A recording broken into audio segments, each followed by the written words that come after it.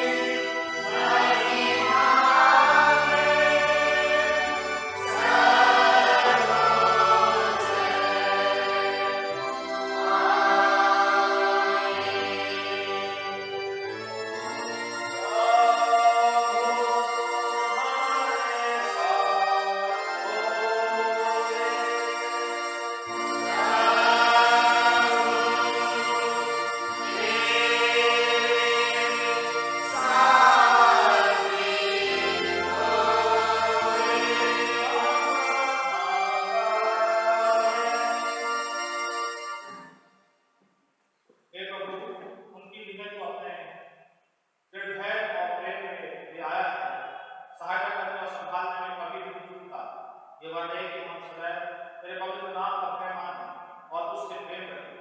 यीशु मसीह तेरे पुत्र हमारे प्रभु के द्वारा जो तेरे और पवित्र आत्मा के साथ सदैव परमेश्वर युगानुयुग का और राज करता है। आमीन।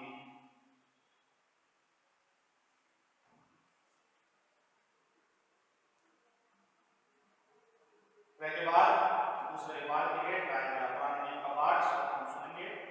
उत्पत्ति किताब उसका 15वां अध्याय 1 पद से लेके 6 पद तक।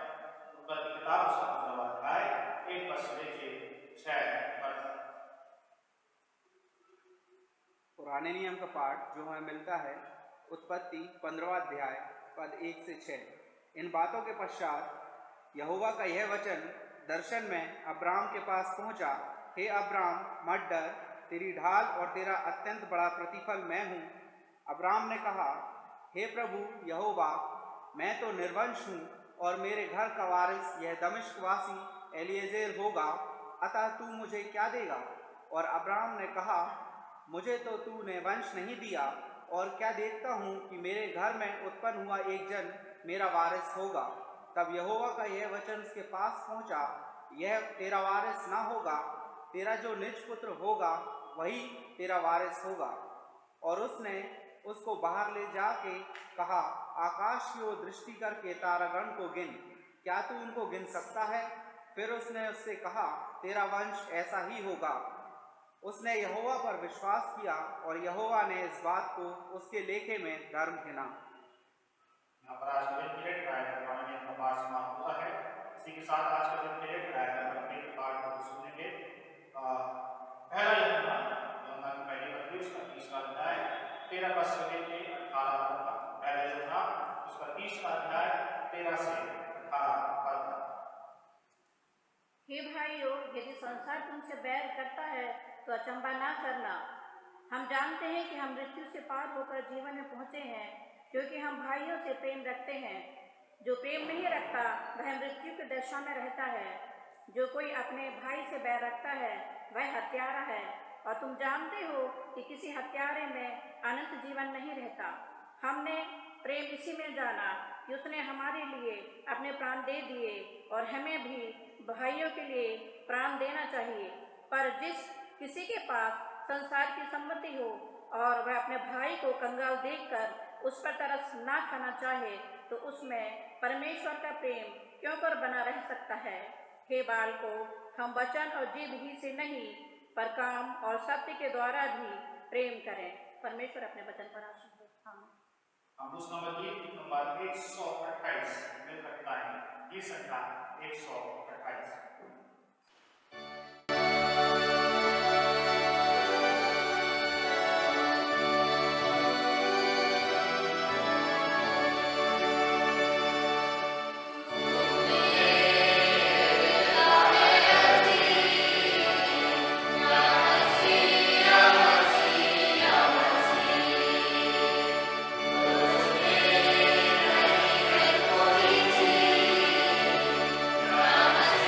Yeah.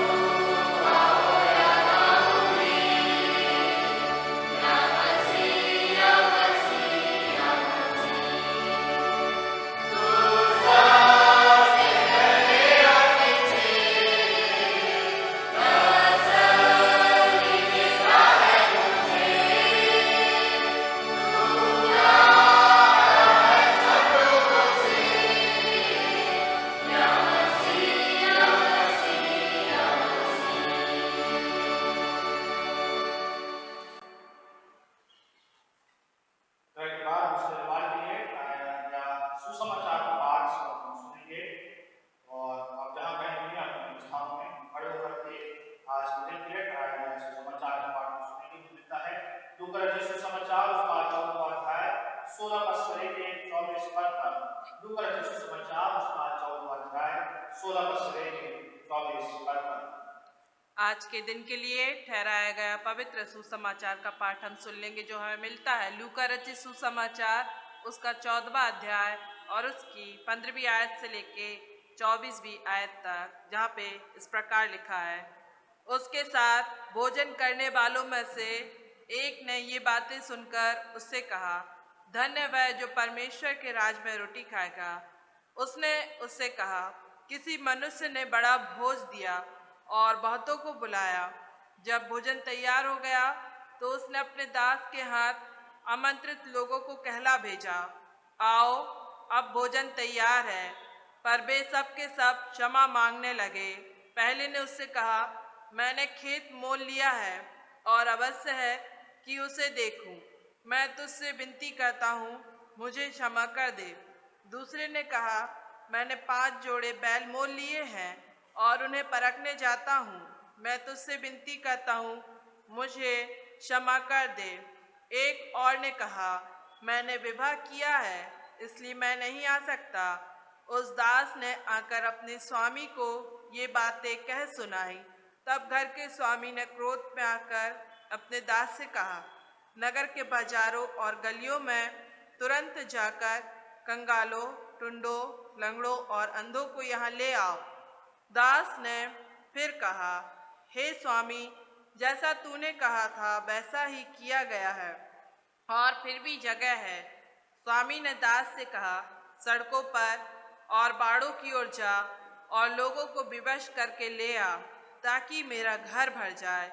क्योंकि मैं तुमसे कहता हूँ कि उन आमंत्रित लोगों में से कोई मेरे भोज को ना चखेगा। ये परमेश्वर का पवित्र वचन है। परमेश्वर अपने वचन के पढ़े और सुने जाने पर आशीष दे। आमीन। आइए हम विश्वास में अपने विश्वास को बात करते हुए मिलकर एक साथ पीड़ितों का विश्वास वचन करेंगे।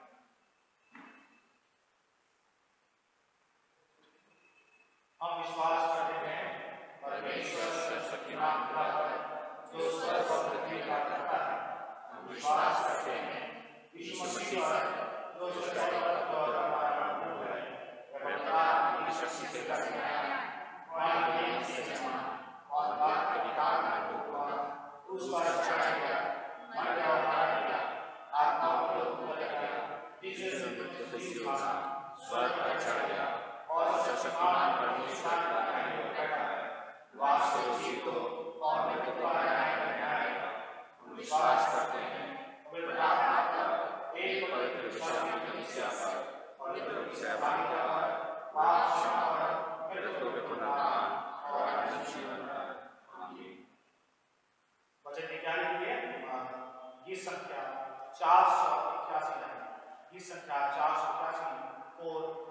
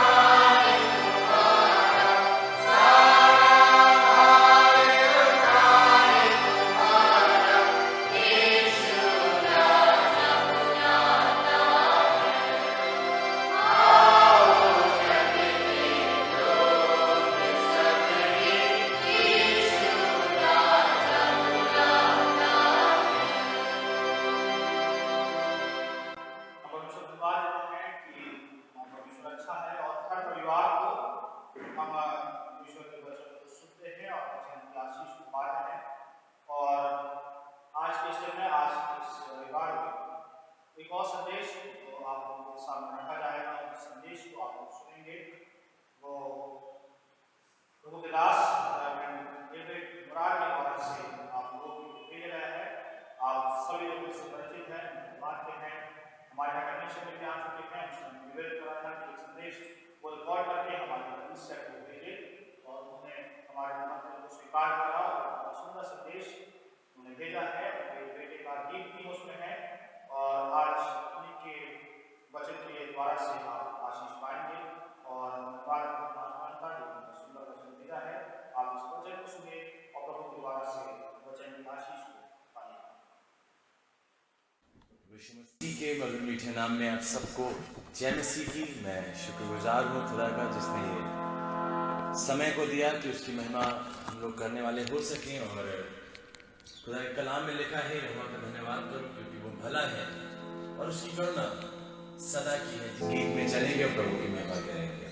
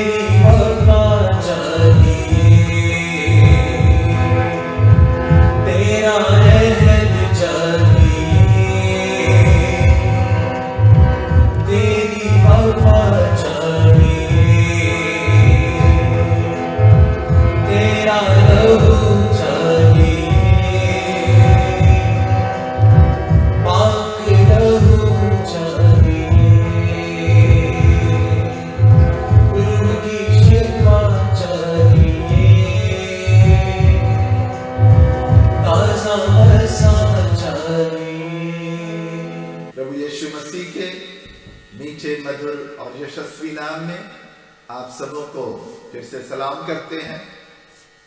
सारा जलवा इस कोरोना का है, सारा जलवा इस कोरोना का है।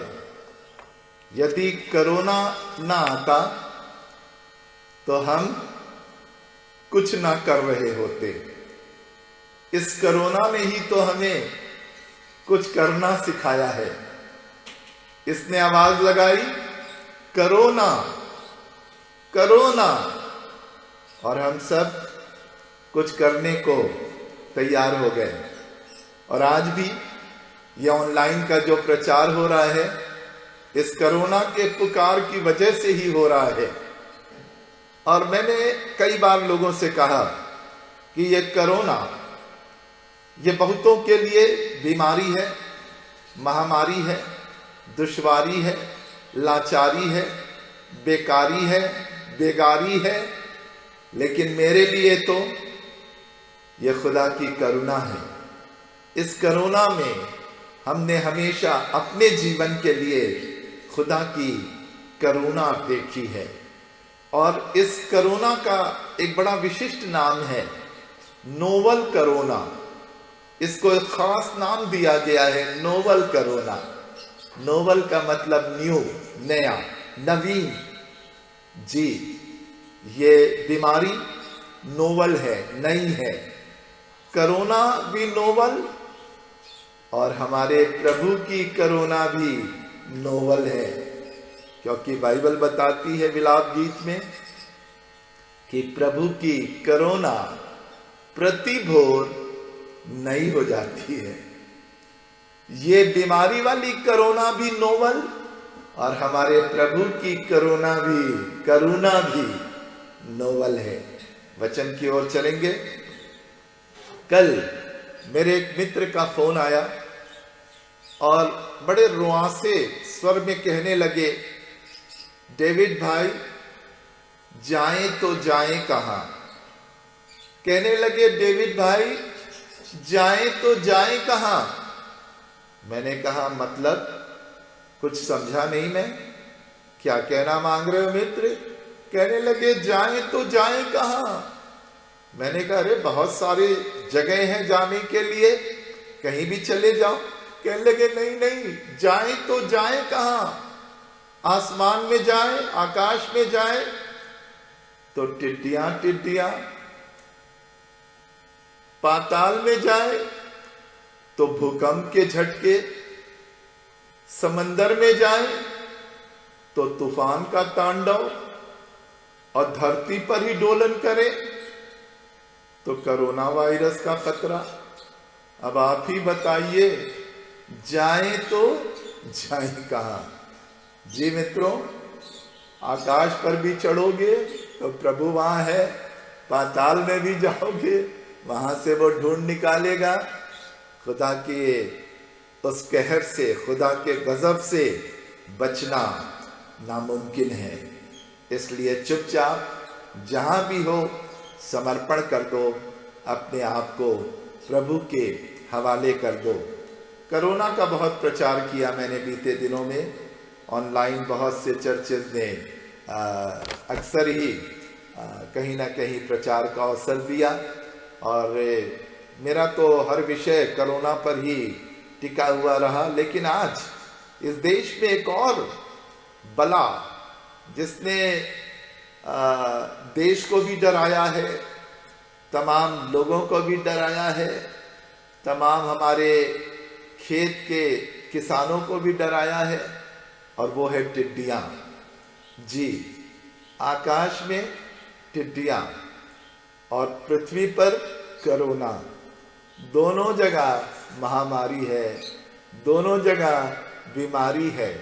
But today we are going to focus on locusts.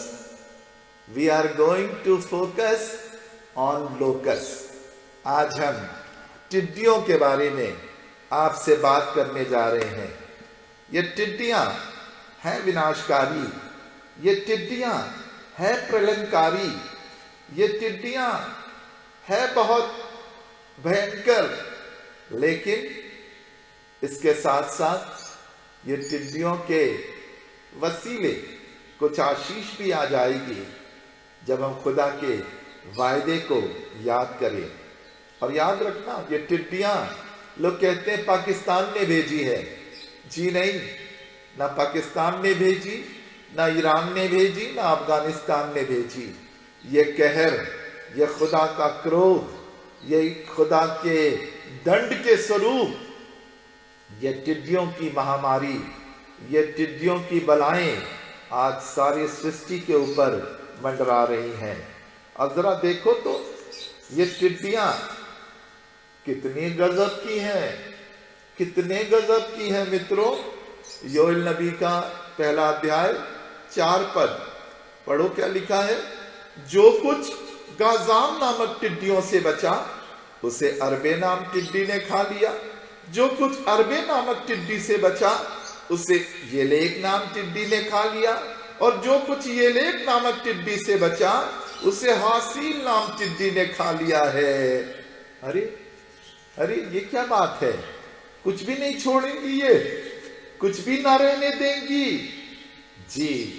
इन टिड्डियों ने सब कुछ खा लिया है, एक के पीछे एक ये टिड्डियों का हमारे जिंदगी के खिलाफ खड़ा हुआ है। और आपको लग रहा है ये टिड्डियां तो जोधपुर में आई हैं, ये टिड्डियां तो बांदा और हमीरपुर के क्षेत्र में आई हैं, ये टिड्डियां तो मध्य प्रदेश के कुछ हिस्सों में इनका आतंक है। हमसे क्या मतलब, हमसे क्या लेना देना। मगर जी मित्रों, ये सांसारिक टिड्डियां तो शायद किसी क्षेत्र विशेष में तबाही कर रही हैं, लेकिन आत्मिक क्षेत्र में भी बहुत सी टिड्डियां घूम रही हैं। चाहे वो अरबे टिड्डी हो, चाहे वो हासिल टिड्डी हो, चाहे वो और कुछ किसी नाम की टिड्डी हो। मित्रों, जिस भी नाम की टिड्डी हो, इसने हमारे और आपकी जिंदगी रूपी खेतों में भारी विनाश किया है। मगर आज हम आपको डराने नहीं जा रहे हैं, आज हम आपको उत्साहित करने जा रहे हैं कि इन टिड्डियों की विनाश लीला कैसी भी भयानक क्यों ना हो, आज एक वचन से आपको उत्साहित करेंगे। उसी योएल नबी का 2 अध्याय और उसकी 24 और 25 आयत। योएल नबी की पुस्तक 2 अध्याय 24 और 25 आयत लिखा, तब खलिहान अन्न से भर जाएंगे और रसकुंड नए दाख मधु और ताजे तेल से उमड़ेंगे। जिन वर्षों की उपज अरबे नामक टिड्डियों और येलेक और हासिल ने और गाजाम नामक टिड्डियों ने, अर्थात मेरे बड़े दल ने, जिसको मैंने तुम्हारे बीच भेजा खा ली थी, मैं उसकी हानि तुमको भर दूंगा, मैं उसकी हानि तुमको भर दूंगा।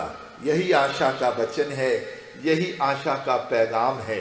ये टिड्डियां तो हर एक की जिंदगी में दस्तक देती हैं, ये टिड्डियां तो अनेक रूप धार करके मेरे मित्रों कहीं ना कहीं हमारे जीवन में कदम रख देती हैं। मगर खुदा का वायदा है, कोई भी टिड्डी हो, अरबे नाम, येलेक, हासिल, गाजाम, कोई टिड्डी हो, और कितना भी बड़ा नुकसान इन टिड्डियों ने आपके जीवन में क्यों ना किया हो, खुदा का वायदा है, मैं उसकी उपज तुम्हें वापस कर दूंगा। तुम्हारे रसकुंडे हमेशा उमड़ने लगेंगे, तुम्हारे दाखलताओं में फल लगने लगेगी, तुम्हारे खत्ते लहलहाते रहेंगे। उस विनाश को तुम भूल जाओगे जो इन टिड्डियों ने आपकी और हमारी जिंदगी में किया है। लेकिन यह पद जो मैंने पढ़ा, अब यदि आप इस पद के अर्थ को और परमेश्वर के कहर के, परमेश्वर के दंड के भेद को जानना चाहते हैं, तो आपको याद करना पड़ेगा मिस्र देश की वो घटना जिसकी चर्चा निर्गमन की पुस्तक और उसके 10वें अध्याय की 14वीं आयत में पढ़ते हैं। यहाँ लिखा, और टिड्डियों ने चढ़ के मिस्र देश के सारे स्थानों में बसेरा किया, उनका दल बहुत भारी था, वरन ना तो उनसे पहले ऐसी टिड्डियां आई थी और ना उनके बाद ऐसी फिर आएंगी। आज जो टिड्डियां हमारे देश में दिख रही है मेरे मित्रों, इसको कुछ मत समझना। वो टिड्डियां जो मिस्र देश में आई, खुदा का कलाम कह रहा है, वो जो टिड्डियां आई वैसी ना तो पहले कभी आई थी और ना भविष्य में कभी आएंगी। और ये टिड्डियां जो आज हम देख रहे हैं, ये तो कंट्रोल भी लोग कर ले रहे हैं, मगर वो टिड्डियों ने तो ऐसा भयंकर हाहाकार मचाया मिस्र देश के अंदर। खुदा दंड देना मांगता है, मिस्र के कठोर हृदय को कुछ सिखाना मांगता है, इसलिए उसने टिड्डियां भेजी है। और आज भी हमारे युग में, हमारे भारत देश में कितने शहरों में टिड्डियों का आतंक सिर्फ इसीलिए हो रहा है, सिर्फ इसीलिए है कि खुदा हमें जगाना मांगता है, हमें कुछ सिखाना मांगता है। हमारे कामों का कुछ हमें हिसाब देना मांगता है। इसीलिए ये टिड्डियां एक बला के रूप में आई है। फिर से पढ़ दें यही निर्गमन का 10 अध्याय 14वीं आयत से। टिड्डियों ने चढ़ के मिस्र देश के सारे स्थानों में बसेरा किया। उनका दल बहुत भारी था, वरन ना तो उनसे पहले ऐसी टिड्डियां आई थी और ना उनके बाद ऐसी फिर आएंगी। और योएल भी तो यहाँ यही बता रहा है, योएल नबी भी तो यही कह रहा है, ये टिड्डियां ऐसी भारी है, ऐसी भयंकर है, ऐसी विनाशकारी है, जिसका की बयान करना मुश्किल है। 2 अध्याय योएल और 3 पद से पढ़िए, लिखा उसके आगे आगे तो आग भस्म करती जाएगी और उसके पीछे पीछे लौ जलाती जाएगी। उसके आगे की भूमि तो अदन की बारी के समान होगी, परंतु उसके पीछे की भूमि उजाड़ मरुभूमि बन जाएगी और उससे कुछ ना बचेगा। मेरे मित्रों, ये योएल का दर्शन है। खुदा ने दिखा दिया जो टिड्डियां आएंगी वो इतनी प्रलयंकारी होंगी, इतनी विनाशकारी होंगी, उनके आगे आगे आग जलती रहेगी, जहां से वो गुजरेंगे पीछे लौ से भी बची कुची चीजों को भस्म कर देंगी। अदन का बगीचा तो हरा भरा होगा, लेकिन जिस अदन से ये गुजर जाएंगी वहां मरुभूमि की तस्वीर खड़ी हो जाएगी।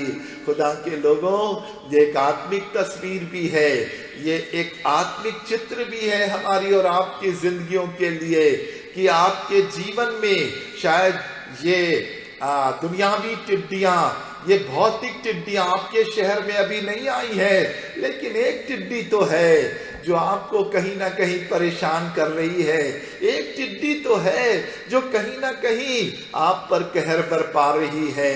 और आज उस टिड्डी ने आपके हरे भरे अदन की वाटिका को, आपके हरे भरे चमन को आज उजाड़ कर दिया है। आज जब पीछे मुड़ के देख रहे हो तो क्या पाते हो? तुम्हारी जिंदगी खोखली हो गई है, तुम्हारा जीवन नीरस हो गया है, तुम्हारे परिश्रम बेजान हो गए हैं। इन टिड्डियों ने कहीं ना कहीं तुम्हारी जिंदगी पर अपना कब्जा किया है मेरे मित्रों।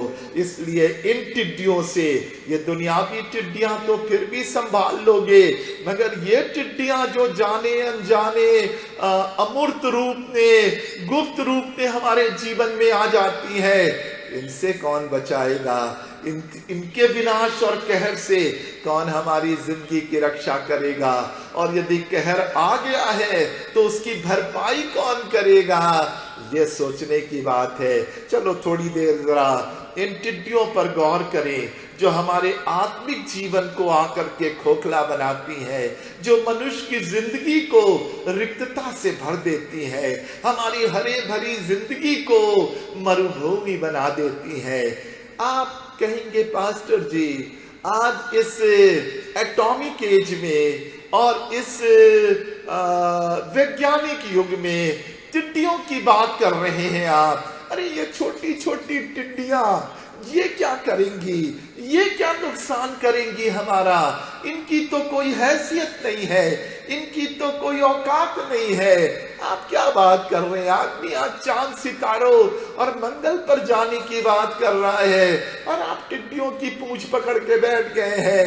मगर मेरे मित्रों, आपका ज्ञान कितना भी विशाल हो जाए, आपकी जिंदगी चांद सितारों और मंगल तक क्यों ना पहुंच जाए, मगर यदि इन टिड्डियों के आतंक से मुक्त ना हुए तो हर जगह मातम ही मातम जीवन में होगा। इसलिए आपसे निवेदन करूं, यकीनन ये टिड्डियां छोटी हैं, यद्यपि ये टिड्डियां बहुत मामूली सी नजर आती हैं। जब मैं क्लास 8 में पढ़ता था, मुझे याद है हमारे गांव भागलपुर में एक बार टिड्डियों का ऐसा ही बड़ा दल आकर के छाया कर गया और 12 बजे का समय और देखते देखते पूरा गांव अंधेरे में डूब गया। अरे ये चमकते सूरज के बीच में अंधेरा कहां से आ गया?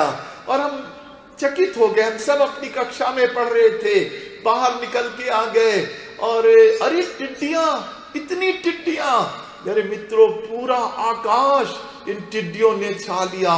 सूरज और चांद अंधेरे हो गए इन टिड्डियों के प्रकोप की वजह से।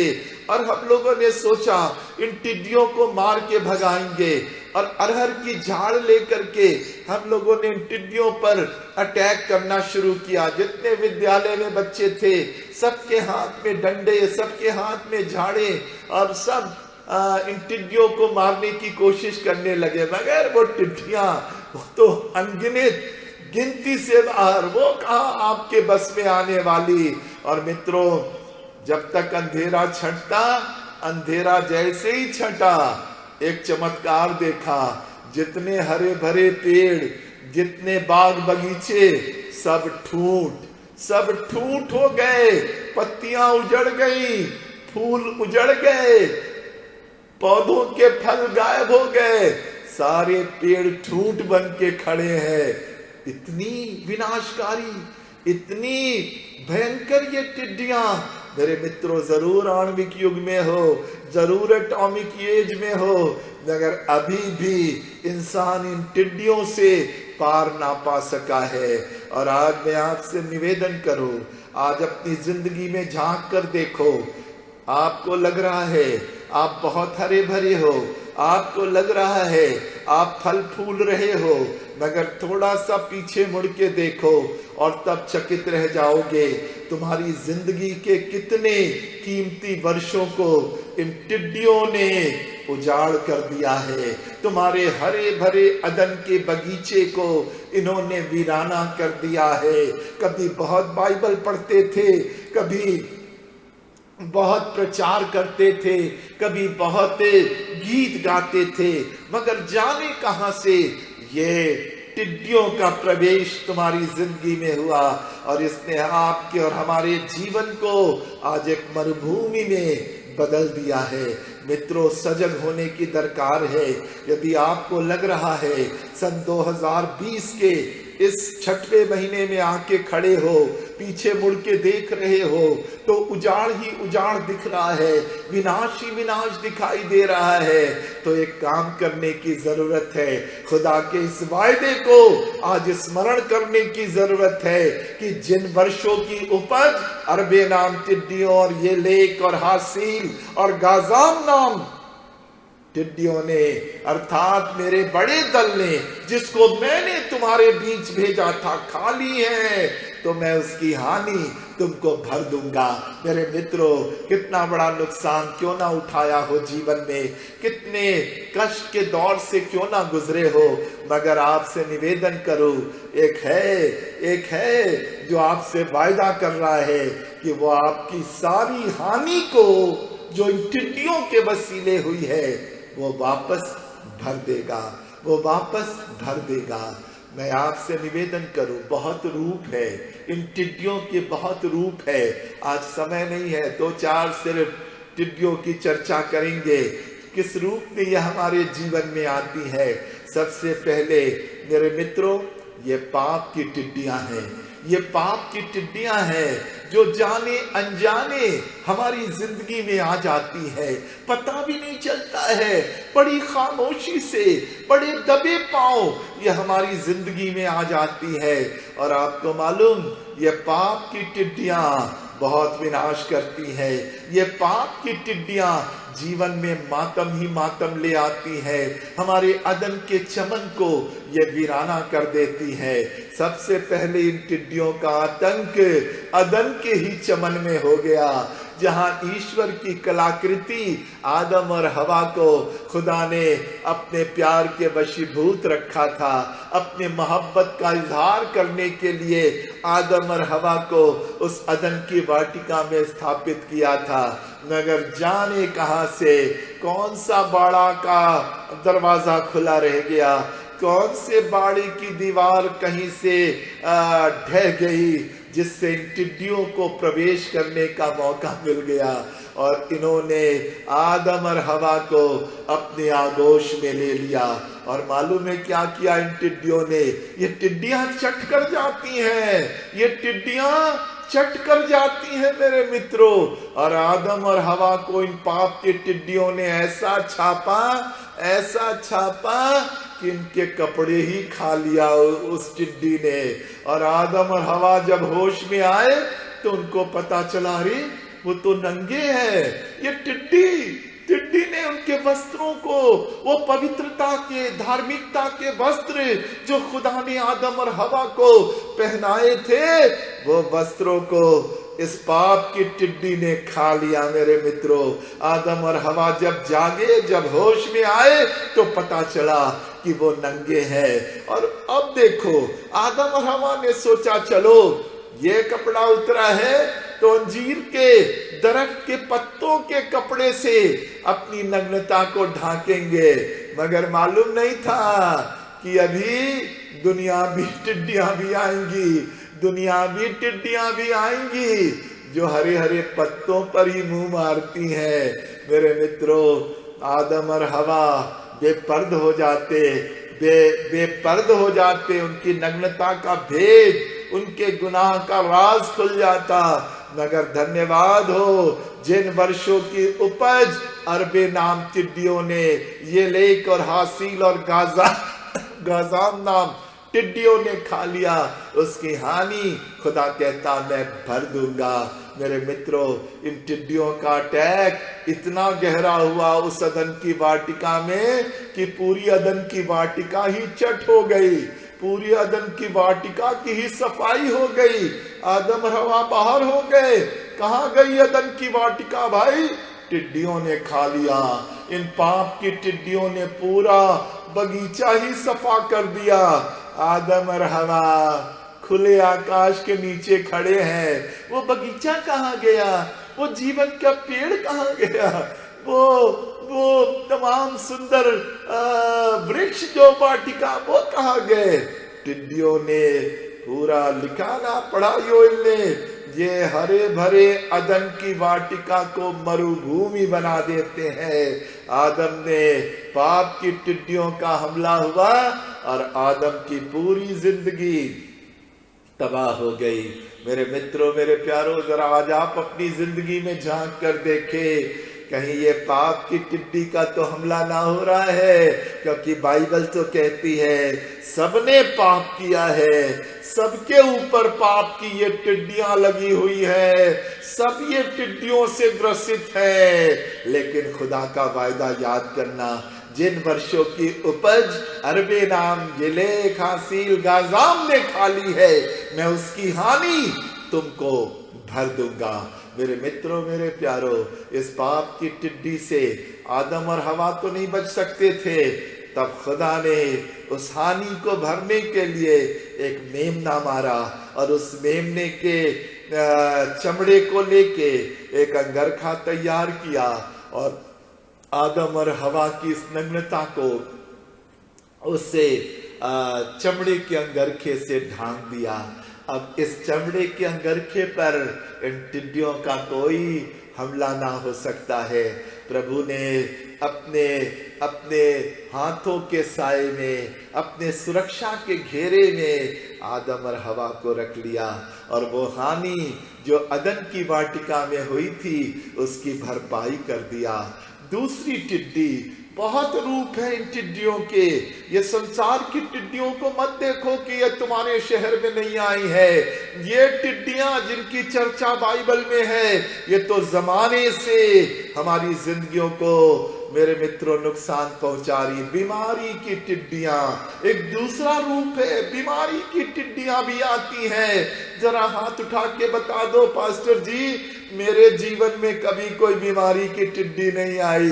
मेरे मित्रों, ये बीमारी की टिड्डियां भी किसी को ना छोड़ती हैं। आप भले ही दिखाओ ना दिखाओ, भले ही बोलो ना बोलो, मगर ये टिड्डियां तो डस रही हैं। टिड्डियां तो खोखला कर रही हैं। किसी को 38 साल से, किसी को 12 साल से, किसी को 18 साल से ये टिड्डियां ग्रस रही है।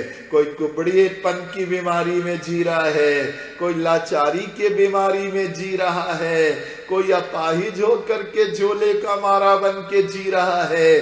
टिड्डियों ने तो सबको डसा है। मेरे मित्रों, बीमारी की टिड्डियां भी हमारी जिंदगियों में आ जाती हैं। और याद रखना, जब ये बीमारी की टिड्डियां आती हैं तो सब कुछ खोखला हो जाता है। वो 12 साल की बीमार औरत, लिखा है वैद्यों से बहुत दुख उठाया, बहुत कष्ट उठाया था उस बीमार स्त्री ने, क्योंकि उसका सब कुछ तहस नहस कर दिया था। इस बीमारी की टिड्डी ने घर के बर्तन बिक गए होंगे, बैंक बैलेंस खत्म हो गया होगा, शरीर की काया जर्जर हो गई होगी।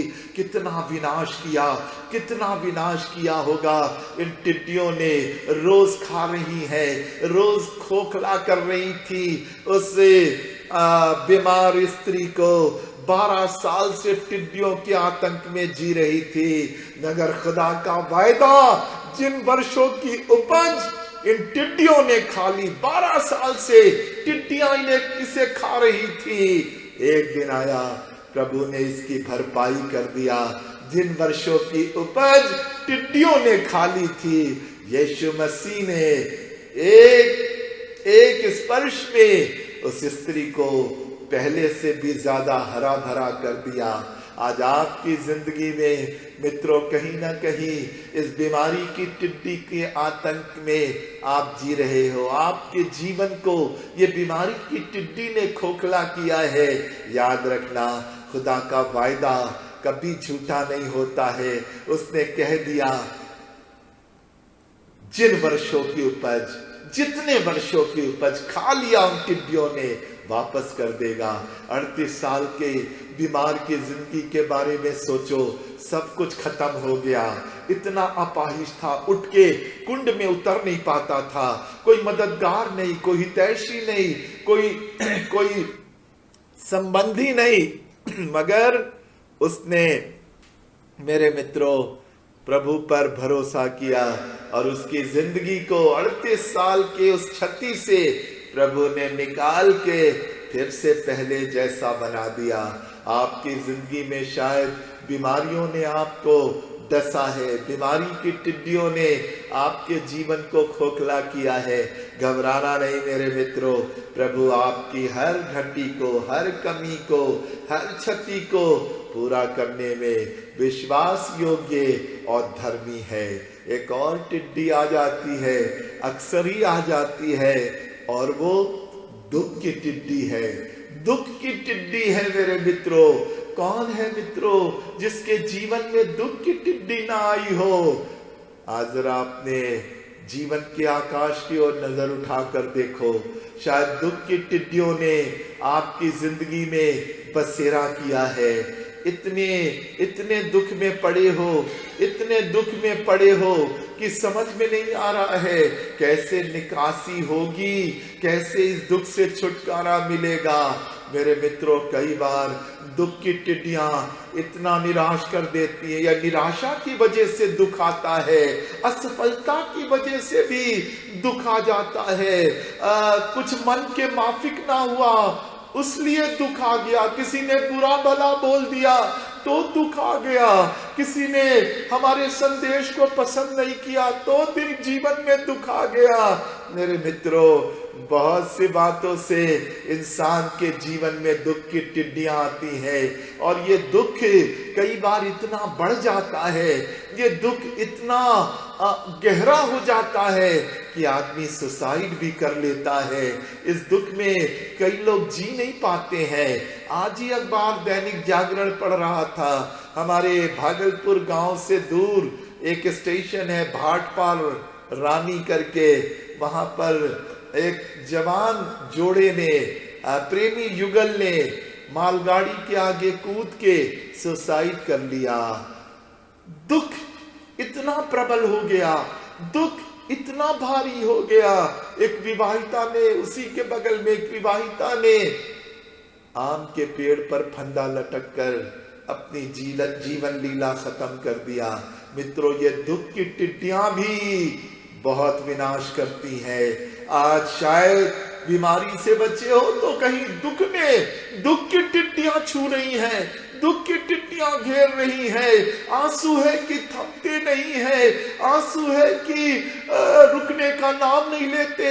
हन्ना तो रोते रोते बावली हो जा रही थी, उसके आंसू ना थम रहे थे।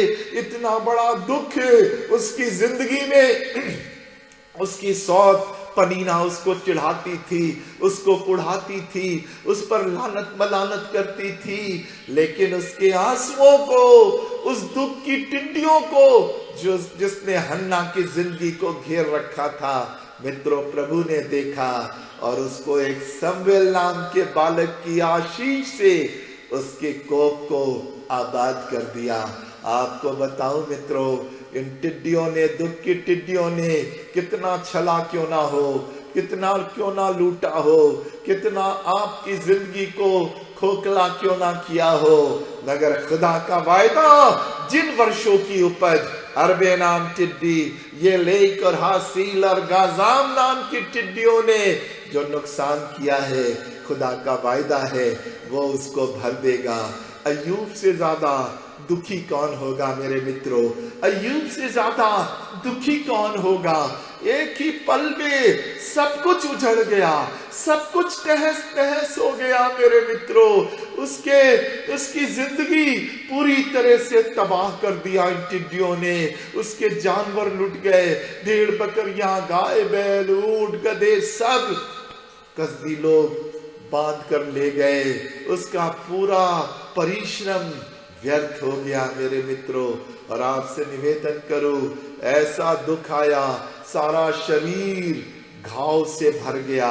मैंने कहा बीमारी भी ये टिड्डियां जीवन में ले आती हैं। अभी दुख से उबर ही रहा था कि बीमारी की टिड्डियों ने भी अटैक कर दिया अय्यूब के जीवन में, और इस कदर घाव से भर गया, ठीकरा लेकर के अपने घाव को खुजाया करता था। वो जो एक संपन्न आदमी था, जिसका नाम और जिसकी शोहरत थी, इन टिड्डियों ने ऐसी दयनीय दशा में अय्यूब को पहुंचा दिया कि आज कोई पूछने वाला नहीं है। उसके दोस्त भी आए तो वो भी सब ईश्वर के खिलाफ बात करने की बात करने लगे। मगर आपसे निवेदन करो, खुदा का ये वायदा है, जिन वर्षों की उपज अरबे नाम टिड्डियों, ये लेख हासिल और गाजाम नाम टिड्डियों ने जो खाली है, मैं उसकी हानि तुमको भर दूंगा। मेरे मित्रों, मेरे प्यारों, आज यदि दुख की टिड्डियों के वसीले जीवन चल रहा है तो प्रभु के वायदे को मत भूलना। शायद तुम्हारे परिवार में ये टिड्डियां आई हैं, ये दुख की टिड्डियां परिवार पर अटैक करती हैं। याद रखना, वो परिवार रूपी खेत जहां से तुम सबसे अधिक खुशियों के फसल की आशा करते हो, वहां से तुम्हें दुख मिल रहा है, वहां से तुम्हारा जीवन दुख में डूबा हुआ है। गाड़ी दोनों पहिए परिवार के साथ नहीं चल रहे हैं, मनमुटाव है, टकराव है, खट्टास है, एक दूसरे के प्रति वैमनस्य और कटुता है। और घर में भी, पारिवारिक जीवन में भी इन टिड्डियों ने दखल दे दिया है, जिससे जिंदगी दुखों से भर गई है। मेरे मित्रों, शायद आपके बच्चों के कारण से ये दुख आया है। वो बच्चे जिनको आप बहुत प्यार करते, जो आपके भविष्य के सपने थे, जिन पर आपका बड़ा भरोसा था, उन बच्चों ने आपको सदमा दिया है, उन बच्चों ने आपके दिल को ठेस लगाई है, और इस वजह से आपकी जिंदगी में दुख आ गया है। उड़ाऊ पुत्र की कहानी जानते हो, बाप को ठोकर मार के, बाप को दर्द दे के वो बेटा अपने दोस्तों के संग अपना हिस्सा लेके चला गया, और वो बाप तो दुख में जी रहा है, रोज इंतजार कर रहा है कब आएगा, कब आएगा। कितने साल गुजर गए उस बाप को इंतजार करते हुए, मगर जिन वर्षों की उपज अरबे नाम टिड्डी ये लेकर हासिल ने खाली, खुदा का वायदा है मैं उसको भर दूंगा। और एक दिन आया मेरे मित्रों, बाप ने देखा वो बेटा चला आ रहा है, बाप ने देखा वो बेटा जिसने मेरे दिल को ठेस पहुंचाई, जिसने मुझे दुखी किया है, वो वापस आ रहा है। दौड़ पड़ा वो, और दौड़कर उसने अपने उस भटके हुए बेटे को गले लगा दिया। बहुत तरीके से ये टिड्डियां आती है। इनका रूप ये लेख हो सकता है, गाजाम हो सकता है, हासिल हो सकता है, अरबे नाम की हो सकती है ये टिड्डी, मगर आती तो जरूर है। भले ही आपके शहर में ये सांसारिक टिड्डी आए ना आए, ये आत्मिक क्षेत्र में, जीवन के क्षेत्र में ये टिड्डियां तो रोज दस्तक दे रही है। कहां भागोगे, कहां बचोगे, कहां इनसे छुटकारा मिलेगा? मेरे मित्रों, असफलता की टिड्डियां आ जाती हैं। असफलता भी दुखी करती। परीक्षा में फेल हो गए तो दुख आ गया, पति शराबी है इसलिए दुख आ गया, तुम्हारा बिजनेस फेल हो गया इसलिए दुख आ गया, नौकरी नहीं मिलती है दुख आ गया, शादी नहीं हो रही है दुख आ गया। कितनी टिड्डियां हर पल तो घेरे हुए हैं। कहां जाए, कहां बचे, कहां छुटकारा मिलेगा इन टिड्डियों से? और आपसे निवेदन करो मित्रों, बिल्कुल मत घबराना, बिल्कुल हियाव मत छोड़ना, क्योंकि प्रभु का वायदा झूठा ना होगा। जिन वर्षों की उपज आज जिस उजाड़ में जी रहे हो, जिस तन्हाइयों में जी रहे हो, जिस दुख की चादर ओढ़ के जी रहे हो, विश्वास दिलाते हैं इन वर्षों की हानि निश्चय प्रभु भर देगा। पता भी नहीं चलेगा कभी इतना बड़ा उजाड़ आया था, इतना बड़ा विनाश आया था, इतनी बड़ी क्षति से गुजरे हैं। ऐसा हरा भरा कर देगा प्रभु आपको कि पता भी नहीं चलेगा। एक और रूप है इन टिड्डी का, एक और रूप आर्थिक परेशानी की टिड्डियां। ये भी टिड्डियां बहुत बार आ जाती हैं। कभी पहले आप बहुत संपन्न थे, आपकी तूती बोलती थी, सब लोग आपको झुक झुक के सलाम करते थे, अपने दौलत के दम पर आप जाने क्या कुछ कर लेते थे दुनिया के अंदर। मगर अचानक परिस्थिति बदल गई, हालात बदल गए, बैंक जो है वो इस योग्य नहीं रहा जहां तुमने डिपॉजिट किया था कि वो वापस तुम्हारा फिक्स जो आपने किया वापस कर सके। जहां तुमने फिक्स डिपॉजिट किया था वो कंपनी वही दिवालिया हो गई, वो तुम्हारा पैसा लेके भाग गई और अचानक सब कुछ पलट गया। कभी बहुत खुशहाल थे, अपनी सफलता की बुलंदियों पर थे, जो चाहते थे वो करते थे, ऐशो इशरत की सब चीजें तुम्हारे घर में भरी थी, मगर अचानक एक दिन इन टिड्डियों का हमला हुआ और ये आर्थिक परेशानी की टिड्डियों ने तुम्हारे सारे धन को चाट लिया।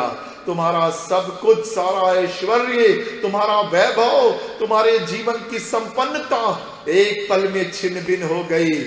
बहुत दूर मत जाओ, देश में हमारे कितने धनपति थे, हवाई जहाज चलते थे किंगफिशर के नाम से, मगर आर्थिक परेशानी की टिड्डियां आई और एक भगोड़े की तरह निर्वासित होकर दूसरे देश में जीवन जी रहे हैं। अरे हवाई जहाज चलती थी जिनके, जो इतने बड़े शराब के कारोबारी थे, अरबों खरबों में लौटा करते थे, आज हालत ये है कि रोज मुकदमे में हाजिरी लगानी पड़ती है।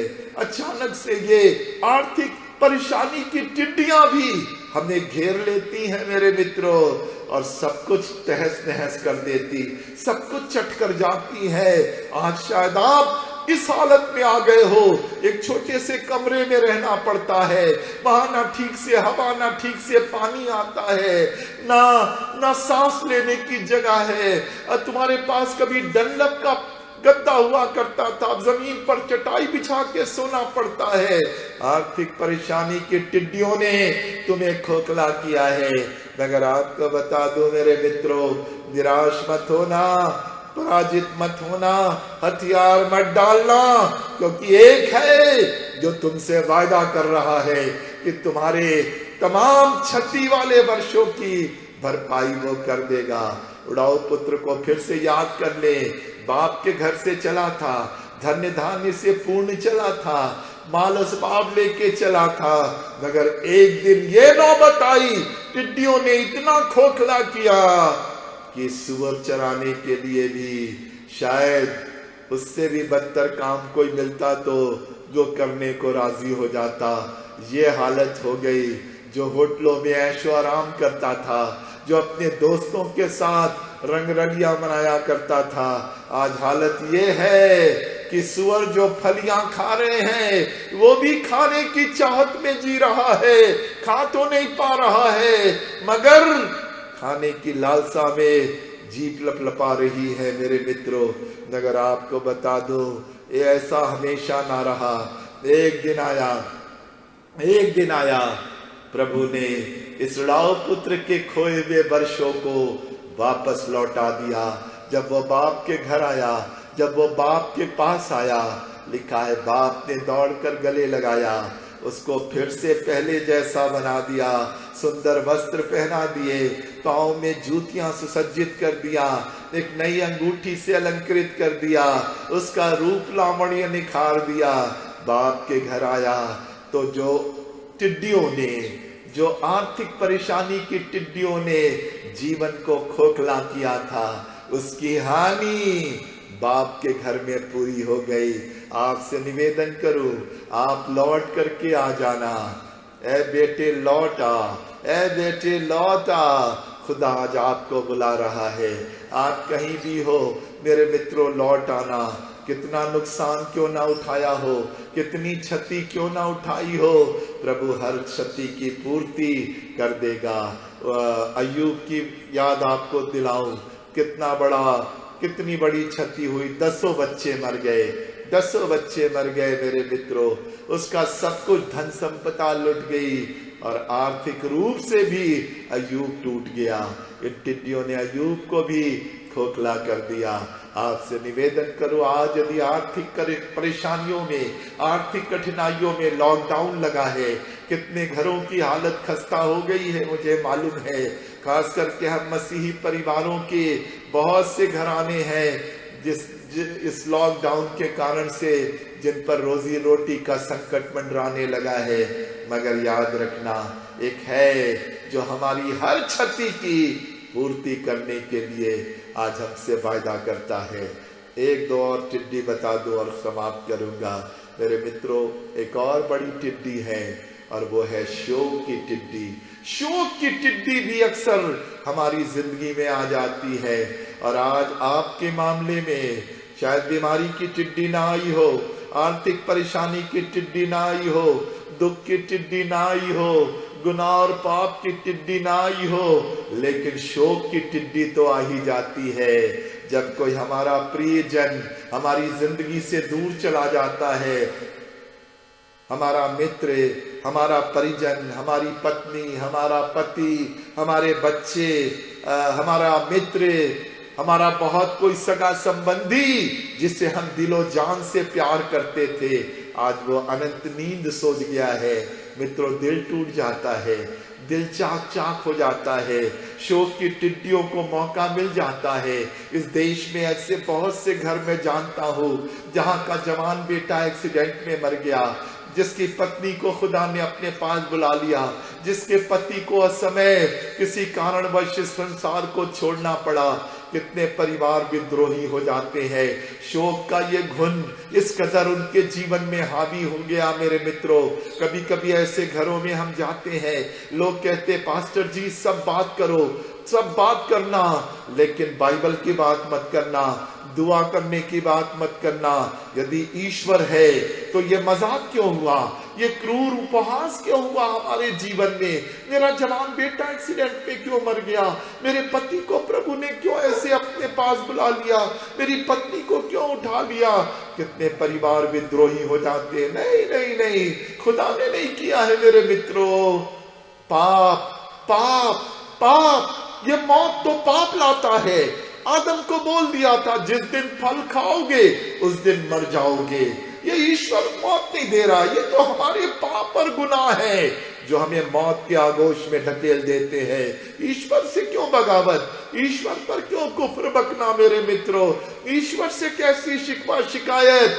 वो हमें थोड़ी मौत देता, हमारे पाप। गुनाह मत करो, पाप मत करो। पाप की मजदूरी तो बोल दिया कि मृत्यु है, पाप करोगे तो मरोगे। ईश्वर पर दोषारोपण मत करना कभी मित्रों। ये शोक कि टिड्डी घर बना लेती है, ये तो जम जाती है। जैसे आपने देखा वो घुन लग जाता है आपके लकड़ी के किसी फर्नीचर में, अंदर से खोखला कर रहा है। ये शोक का घुन, ये शोक की टिड्डी कितनी जिंदगियों को आज खोखला कर रही है। आयरलैंड में एक नवयुवती थी, उसकी शादी सेना के एक नौजवान से हो गई और उसका पति एक फौजी आदमी था।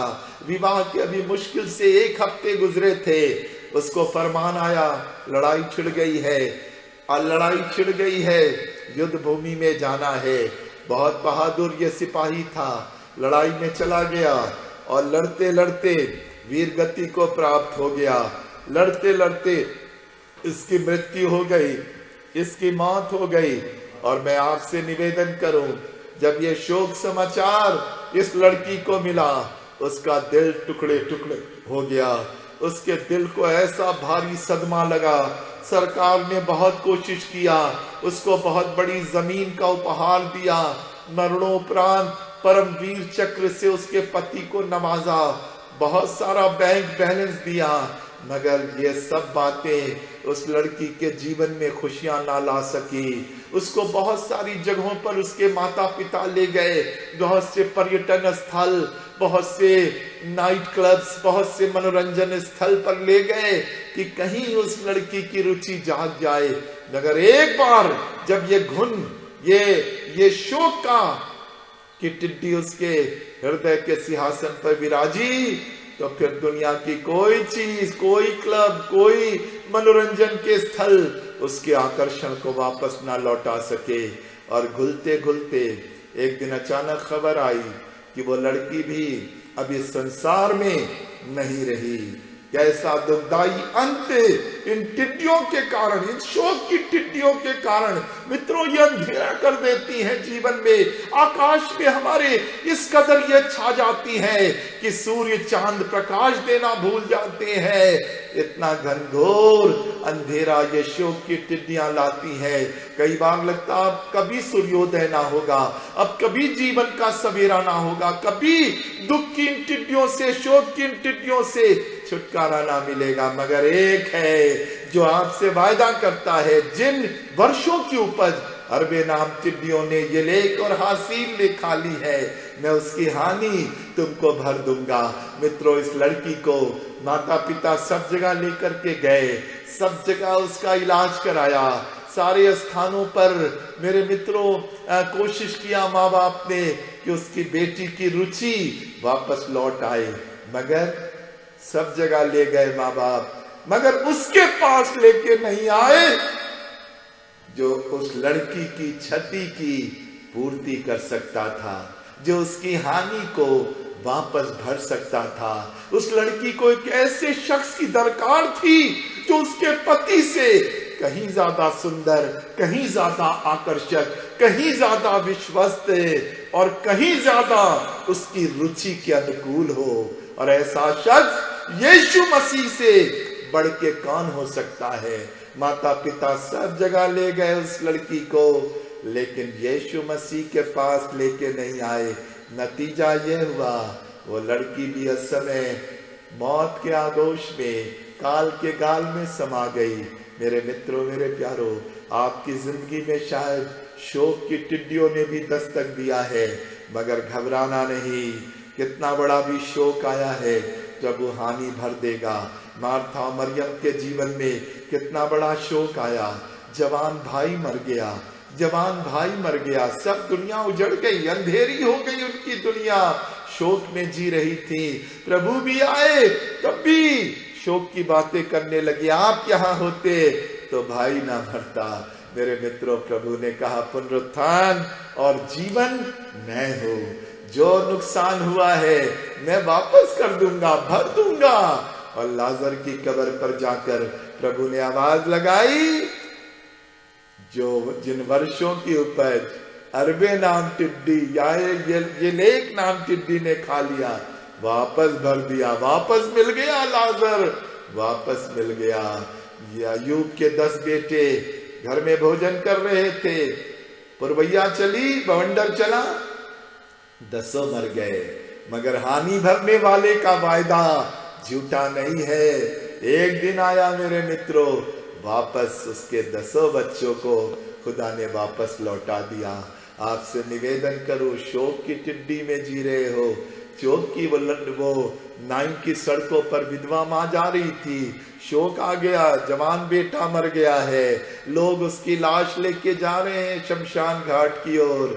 तभी प्रभु आ गए, जिन वर्षों की उपज अरबे नाम टिड्डियों और मौत काम की टिड्डी ने भी खा लिया हो, मैं वापस भर दूंगा। जवान का हाथ पकड़ के प्रभु ने आवाज लगाई, है जवान, मैं तुझसे कहता उठ। और वो लड़का उठकर बैठ गया। मेरे मित्रों, कौन सा नुकसान हो गया है इन टिड्डियों के वसीले? कितने साल की उपज को इन टिड्डियों ने खाया है, पाई पाई रत्ती रत्ती प्रभु आपकी जिंदगी की वापस आपको लौटा देगा। बहुत रूप है टिड्डियों का। अभिलाषाओं की टिड्डियां भी आ जाती हैं, अभिलाषाओं की टिड्डियां भी जीवन में उजाड़ लाती हैं। मेरे मित्रों, आज कितने लोग अभिलाषाओं की टिड्डियों में खींचे चले जा रहे हैं, यरूशलेम छोड़ के यरीहो चले जा रहे हैं, अभिलाषाएं खींच रही हैं। यरूशलेम ईश्वर का घर, चर्च, प्रभु का मंदिर, प्रभु की जगह छोड़ के कहां जा रहा था?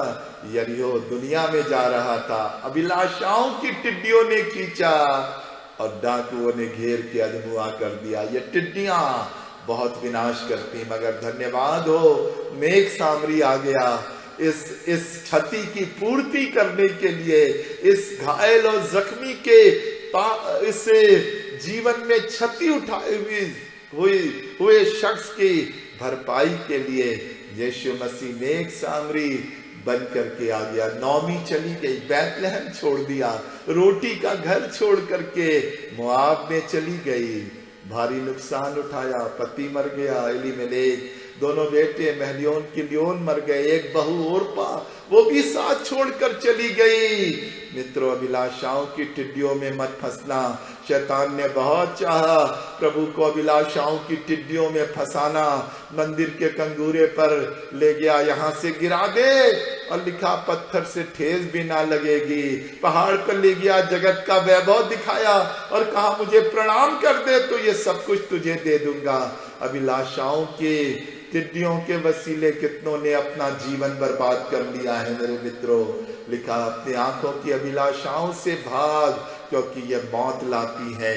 मगर यदि कहीं इन टिड्डियों ने, कहीं अभिलाषाओं की भी टिड्डियों ने आपको नुकसान किया है, एक काम करना मित्रों, प्रभु के पास लौट के आना, प्रभु के पास लौट करके आ जाना, क्योंकि आपको जान के आश्चर्य होगा, प्रभु हमारे हर नुकसान की, हर क्षति की पूर्ति करने में विश्वास योग्य और धर्मी है।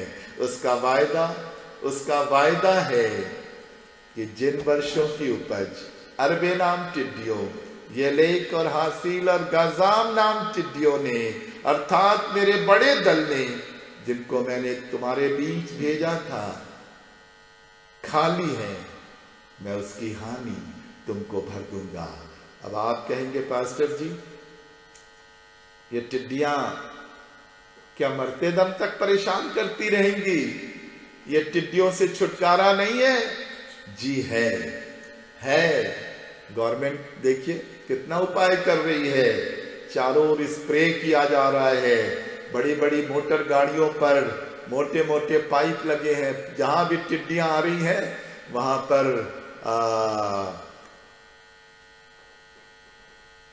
क्या कर रहे हैं? सैनिटाइज कर रहे हैं, स्प्रे किया जा रहा है, एंटी फंगल इन्फेक्शन की चीजों से स्प्रे किया जा रहा है कि टिड्डियों को किसी तरह भगाया जाए। ये टिड्डियां, पाप की टिड्डी से बचना है, दुख की टिड्डी से बचना है, शोक की टिड्डी से बचना, विलासाओं की टिड्डी से बचना है, और मित्रों आर्थिक परेशानी की टिड्डियों से भी बचना है। तो एक काम करना पड़ेगा, स्प्रे करते रहना। किस चीज से? यीशु मसीह के लहू से। अभी बेटे ने गाया, पाक लहू चाहिए, यीशु का लहू चाहिए, इस टिड्डी की महामारी से बचाओ कहीं नहीं है, कोई उपाय नहीं है सिवाय यीशु मसीह के लहू से। क्योंकि बाइबल कहती है, शायद पहला यूहन्ना और उसका 1 अध्याय या शायद 3 अध्याय के 7-8 पद में लिखा है, यीशु का लहू हमें सब पापों से शुद्ध करने में विश्वास योग्य और धर्मी है। कोई टिड्डी आए, पाप ही है सारी टिड्डियों की जड़ में।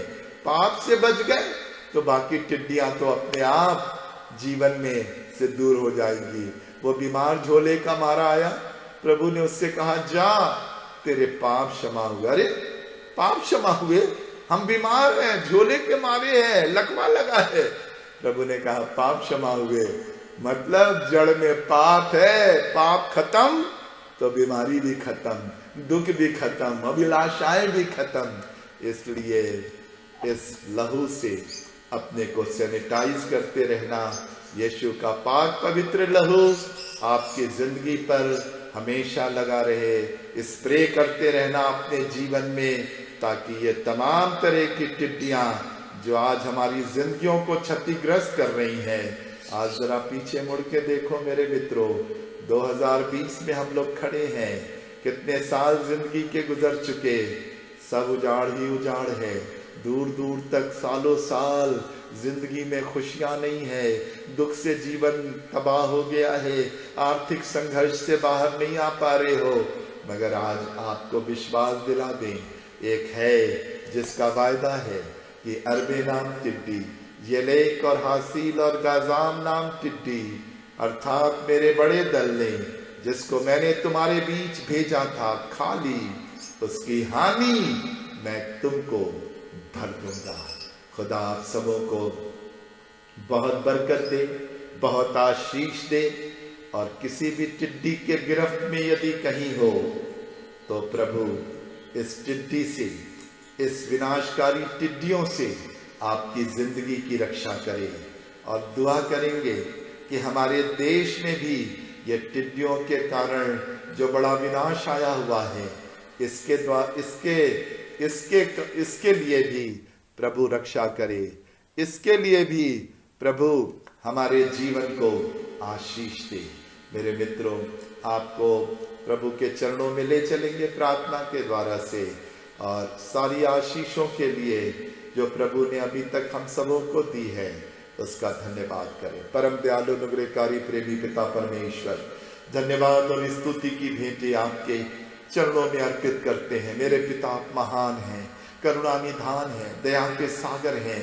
हमारे पास शब्द नहीं है मेरे पिता, किन शब्दों में आपका शुक्रिया करें। ये जीवन का दान, जीवन की हर एक अच्छी आशीष आपसे ही मिलती है। यकीनन हम कई बार इन टिड्डियों के गिरफ्त में आ जाते हैं, कई बार जाने अनजाने गुप्त रीत से भी ये टिड्डियां हमारे जीवन में प्रवेश करके हमारा बड़ा विनाश करती हैं। आज प्रभु जीवन की बगिया, अदन का चमन जो बहुत हरा भरा, जो बहुत आशीषों से पूर्ण था, इन टिड्डियों के कारण से उजाड़ हो गया है। खुशियां नहीं है, आर्थिक परेशानियों से जूझ रहे हैं, अभिलाषाओं में खिंच जाते हैं, आपके घर से सदा दूरी बन जाती है। मेरे खुदा तरस खाना मेरे पिता, अपनी दया बरसाना। प्रभु आपने वायदा किया है, जितना नुकसान हमारे जीवन का क्यों ना हुआ हो, सारी क्षति की पूर्ति आप करने में हमेशा हमेशा वफादार हो। आज कोई भी जीवन जो आज इस संदेश को सुन रहा है, या जिसने इस संदेश को सुना, किसी भी क्षति में जी रहा हो मेरे खुदा, चाहे वो दुख की हो, चाहे वो पाप की टिड्डी हो, चाहे वो आर्थिक परेशानी और अभिलाषाओं की टिड्डी हो, और सबसे बड़ी शोक की टिड्डी में भी यदि कोई पड़ा है, प्रभु उसके खोए हुए वर्षों को वापस कर देना।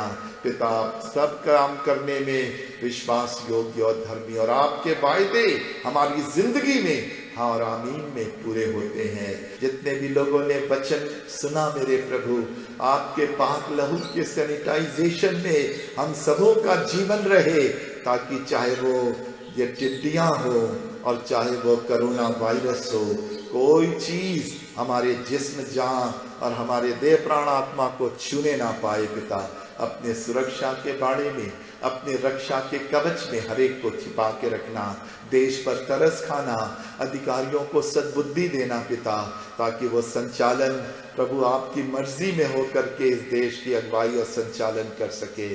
पिता परमेश्वर, ये महामारी जल्द से जल्द हमारे देश से दूर हो, ताकि सब कुछ सारा काम सुचारू रूप से और सुव्यवस्थित ढंग से फिर से शुरू होने पाए। आप तरस खाने वाले और अनुग्रह करने वाले प्यारे परमेश्वर हैं। पूरे चर्च पर आपकी आशीष हो, पूरी कलीसिया को बरकत देना, और जिस किसी ने भी आज आपकी आराधना में शरीक होकर मेरे खुदा आपके वचनों को सुना है, हर एक को आपकी आशीष आसमान से मिले। सब बातों में जलाल, महिमा, आदर, गौरव, गरिमा पिता परमेश्वर आपको देते, आपके बड़े नाम को धन्य कहते और धन्यवाद के साथ प्रार्थना को, इस विनती को, इस निवेदन को मुक्तिदाता यीशु मसीह के मीठे, मुबारक और जलाली नाम में होके मांगते हैं। आमीन, आमीन, आमीन। God bless you all. Thank you, thank you, thank you very much. आज के वचन के लिए प्रभु के दास उन्होंने आज के सुंदर वचन को हमारे लिए से रखा है। हम उनके लिए, उनके परिवार के लिए और उनकी सेवकाई के लिए उनसे प्रार्थना करते हैं कि उनकी सेवकाई को आशीष करे, और हम कलीसिया की ओर से, सभी विश्वास की ओर से, बच्चों से डेविड बुलार का आज के संदेश के धन्यवाद देते हैं। विवाह को आप सुनेंगे मसीह विवाह मिस्टर रॉबिन्सन वाल्टर के पुत्र दिवांशु वाल्टर और मिसेस शगुन वाल्टर की पुत्री प्रियंका वाल्टर परस्पर आपस में विवाह करना चाहते हैं। अतः इस बात को सोचना है, संडे में आज 28/6/2020 को पहली बार बजाई जाती है। एक मृत्यु भी एक मसीह परिवार में हुई है, उसका बर्बाद सिंह, उसको आप सभी जानते हैं कि कॉलेज में रहते थे। 19/6/2020 को 52 वर्ष की आयु में परमेश्वर अपने पास प्रसन्न हुए। आइए हम प्रार्थना करेंगे। सर्वशक्तिमान पिता, हम धन्यवाद देते हैं जीवन की हर एक योजनाओं के लिए जो आप हमारे जीवनों से बनाते हैं। धन्यवाद देते हैं पिता कि आज की आराधना में आपने पूरे करार की हर एक विश्वासी लोग अपने घरों में रह करके आपके राजपाल की स्तुति एक दूसरे के साथ, परिवार के साथ, बच्चों के साथ कर सके। धन्यवाद देते हैं सबका भर की आशीष के लिए जो आपने हम सबों को दिया। और धन्यवाद देते हैं पिता कि आज आपने दास के माध्यम से, सेवा के माध्यम से अपने लोगों तक मसीह विश्वासी लोग को मुझे आज के संदेश को पहुंचाया है। तो प्रभु जी, हम आपके दास और मेरे परिवार के लिए आशीष की प्रार्थना, उनके सरकार के लिए आशीष की प्रार्थना को बोलते कर हम चाहते हैं कि जीवन पर आपकी आशीष आपका मन को सदा बनाए। प्रभु जी, हम विशेष प्रार्थना करना चाहते हैं आज दिवांशु के लिए और प्रियंका के लिए, जिसका पहला प्रकार प्रभु जी आज गली से हमने पाया। और जब प्रभु जी आने वाले महीने की 13 तारीख को प्रभु जी ये एक पवित्र बंधन बनने जा रहे हैं, हम इन नौजवानों का भी साथ हाथ में सौंपते हैं। उस दिन को हम आपके हाथ में सौंपते हैं जब विवाह के लिए प्रभु जी आपकी पवित्र बेटी पर आते हैं। हम चाहते हैं नौजवान पर आपका आशीष उपस्थित बनी रहे। जब भी प्रभु जी परिवार का निर्माण करते हैं, परिवार को बसाते हैं, हम चाहते हैं कि परिवार को बनाए जिसमें आपकी शोभा आती और आप दूसरों तक प्रकट करने वाला हो सके। विश्व पिता, हम शुभ परिवार की प्रार्थना करते हैं। सुधांजी की अपनी बेटी रीता की कार्यक्रम जिनके पति को, जिनके पिता को प्रभु जी आपने विस्तारित कर प्रकाश प्रसन्न हो। ये प्रभु जी आपकी मदद और प्रभु जी आपने योजना को उनके जीवन में पूरा करा करता है। धन्यवाद देते हैं बाबा मनुष्य का जीवन प्रभु जी आपने दिया था और नियमित समय को अपने पास पाया है। सोच परिवार के कार्यक्रम उनकी पत्नी के लिए और उनकी बेटी के प्रभु जी पूरे घराने के लिए आपसे शांति की प्रार्थना करते हैं। प्रभु जी, हम कलीसिया के विशेष लोगों को याद करना चाहते हैं जो प्रभु जी बीमार है, बीमारी की अवस्था में आश्वस्त करता। प्रभु जी, हम निरंतर प्रार्थना करा करता जो सब कार्यक्रम हम जानते हैं कि आप मशहूर हैं और आपका चंगाई का हाथ उनके ऊपर है। और आज भी प्रभु जी विश्वास के साथ हर एक जन लोग अपने घरों में है, जो अपने घरों में रह कर प्रभु जी इस आराधना को देख रहे हैं। मिलकर प्रभु जी आपके बेटे के लिए प्रभु जी आपके नाम से चंगाई की प्रार्थना करते हैं, ताकि जब तक आपने जीवन दिया है वो इस पृथ्वी पर है तो इसी कलीसिया की सेवकाई और भवन की सेवकाई हमारा से करवाने हो सके। प्रभु जी, हम प्रार्थना करना चाहते हैं प्रभु जी भाई राजेश मसीह की कार्यक्रम प्रभु जी, हम जानते हैं कि उसके जीवन में प्रभु जी बीमारी है, और हम जानते हैं कि आपका चंगाई का हाथ उसके ऊपर है। प्रभु जी, उन्हें भी छुरी को चंगाई दीजिए। मिसेस नूतन मसीह के प्रभु जी हम प्रार्थना करते हैं, उनके लिए भी संपूर्ण चंगाई की प्रार्थना करते हैं। मिस्टर अनूप जोसफ प्यारे पिता, उनकी धर्मपत्नी को मुझे विशेष प्रार्थना करते हैं। तो मुझे हम जानते हैं आपकी क्या योजना है, बच्चों को मुझे आपने करा वो अच्छा है। हम जानते हैं मुझे आपने उनके जाल से खींच करके बाहर निकाला है और सब हम चाहते हैं कि आप अनुग्रह करें, दया करें, अपनी चंगाई पर हाथ को वर्षा करें। मिसेस योगी आशा के कार्य की प्रार्थना करते हैं और जितने भी आसपास के हर एक प्रार्थना सौंपते हैं, हर एक लोग की बड़ी आशीष की प्रार्थना करते हैं। और हम चाहते हैं कि हमारे गरीब से मेरे जवान बच्चे, मेरे समाज के बहन प्यारे पिता और हर एक विश्वासी, हर एक हमारे भाई बहन लोग आपके नूर में और आपके प्रेम में उन्हें निरंतर रहने वाले हैं। तो मुझे प्रार्थना करते हैं कि इस महामारी को दूर करिए, ताकि मुझे पुनः इस समय आए फिर से मुझे बड़े आनंद के साथ आपके भवन में उपस्थित होकर के आपके राम को और आपकी स्तुति प्रशंसा को अपने जीवन से करने वाले हो सके। सारा आत्मा और सारा सम्मान आपको देते हैं। स्मृति यीशु मसीह के नाम से नाम से ब्लेस करें। आमीन। हम सब मिलकर के एक साथ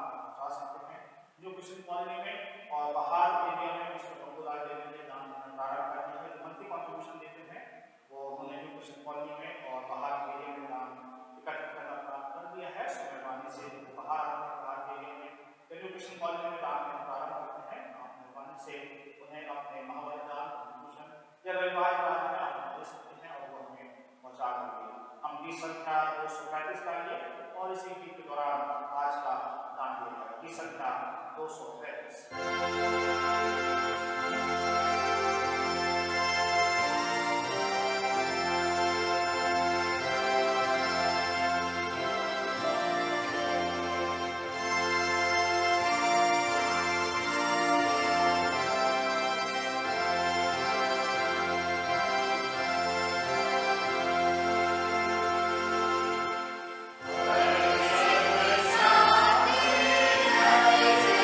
Jai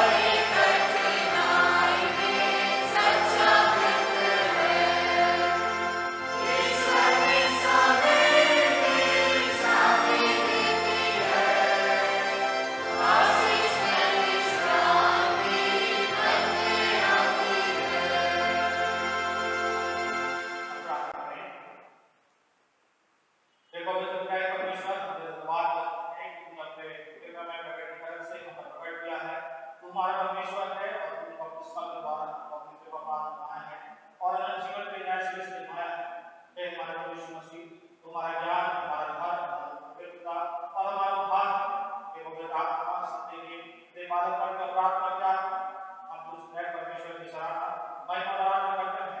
हमारे पास आ, हमारे दिल में वास कर, हमें सच्चा विश्वास और जीवन की आशा उत्पन्न कर, और ऐसा कर कि हम अंत को तेरे पवित्र दूतों और सब दूतों के साथ तेरे स्वर्ग के पवित्र स्थान में तेरी भक्ति, स्तुति और सेवा करें। उसी समस्त तेरे पुत्र हमारे प्रभु के द्वारा, जो तेरे पवित्र आत्मा के साथ सदैव परमेश्वर मन जीता और राज करता है। आमीन। हम सब लोग प्रार्थना कर सकते हैं। हे हमारे पिता जो स्वर्ग में है, तेरा नाम पवित्र माना जाए, तेरा राज आए, तेरी इच्छा स्वर्ग में पूरी हुई है, वैसे पृथ्वी पर भी हो। हमारे मन में रोटी आज चाहिए, और जैसे हमने अपराध को क्षमा किया है, वैसे हमारे अपराधों को क्षमा कर, और हमें परीक्षा में न डाल, बुराई से बचा, राज पाकर हमें सदा के लिए। आमीन।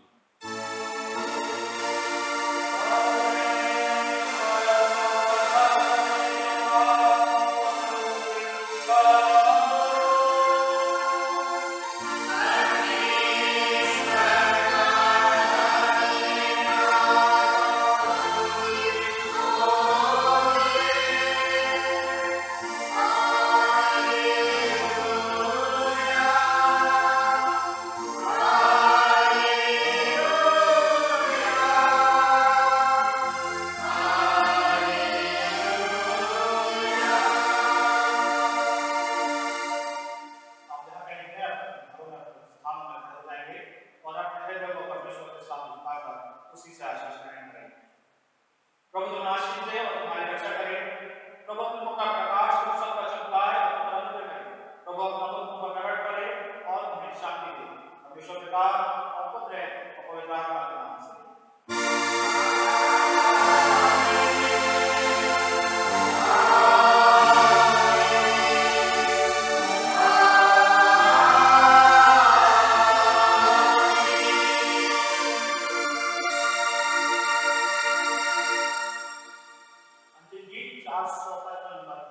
गीत नंबर 455।